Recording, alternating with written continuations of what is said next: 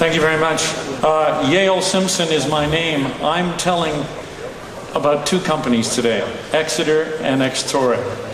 Just a quick question. How many of you own gold metal?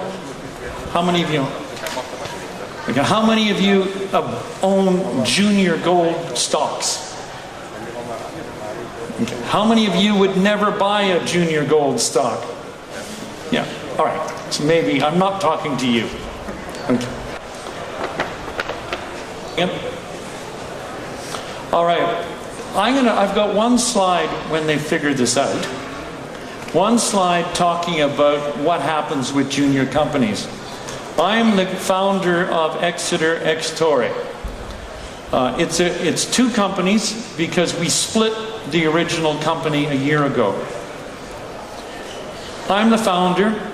I've got 35 years experience as an engineer, geologist, explorer for gold in several countries, and so does Bryce Roxburgh, the co-founder. We started this company in 2003 with a small amount of capital. The capital we put together was $500,000. Since we split the company into two pieces in 2010. So there's Extorre and Extorre.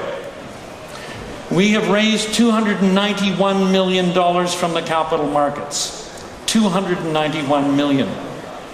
Now the shareholder value, if you take our market capitalizations today of the two, is $1.1 billion. We have $110 million in the bank still. We have no debt.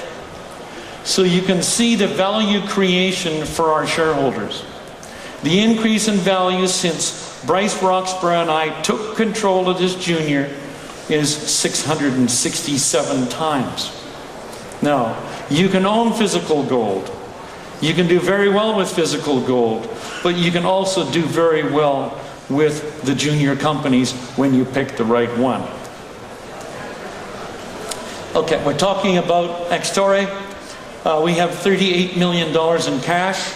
It's interesting, you can see 60% of the company is owned by institutional shareholders. Yesterday, Mr. Sprott was here talking about his space. They are a major shareholder.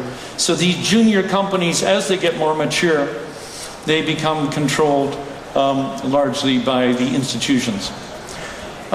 Extorre is Argentina. There's a lot of gold silver production coming out of the country. If you go way down to the south, where you see our main project called Cerro Moro, there's many mining companies. There's over 50 companies operating. Who are the big companies? Gold Corp, Anglo Gold, Pan American Silver, Coeur d'Alene Mines. They're buying, they're selling projects. This is one of the most active areas in South America. Why? Because the gold discoveries are being made regularly and because they're very high quality. Here's a snapshot of what the company is. We are moving into mine development early next year. We have an 8-year mine that's being designed.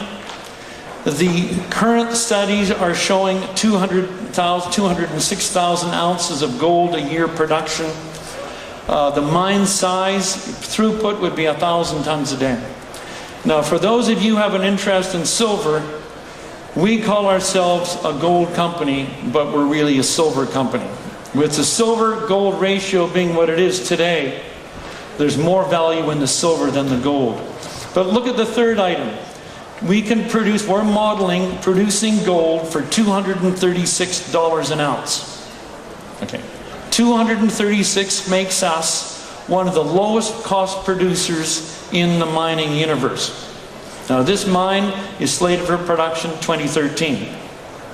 What's the cost of bringing this mine to production?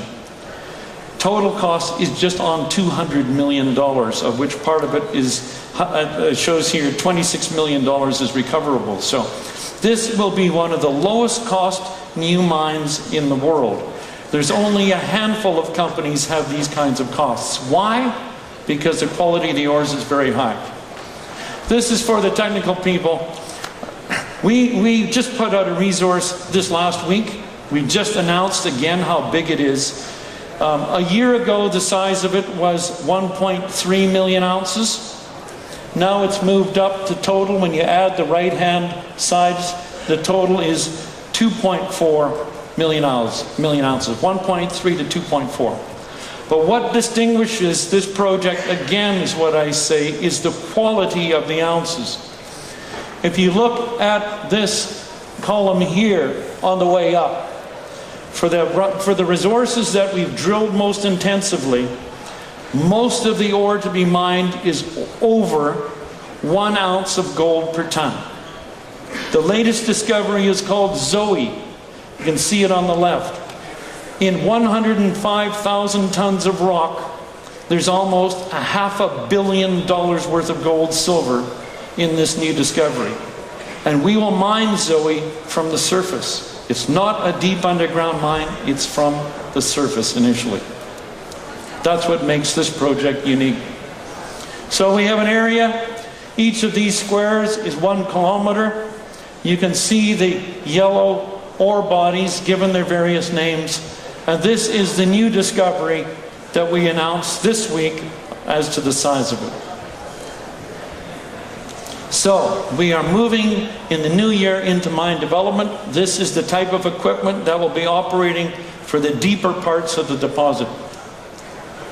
Now, all the economic scenario that I have for this is now out of date. We put this out in August, but we now have a new ore body. And so in the first quarter of next year, we will update again to show what the production rate will be. It will be different from this.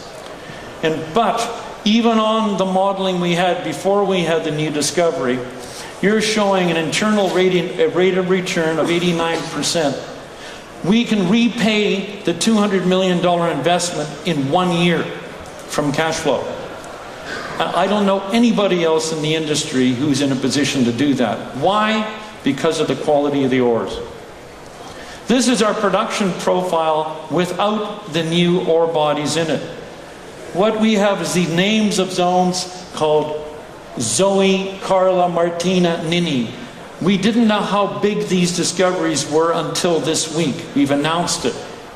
So this production profile by year, you can see years 1 through years 9, it shows that we come out with a very high production rate which diminishes. Well, that is no longer the case.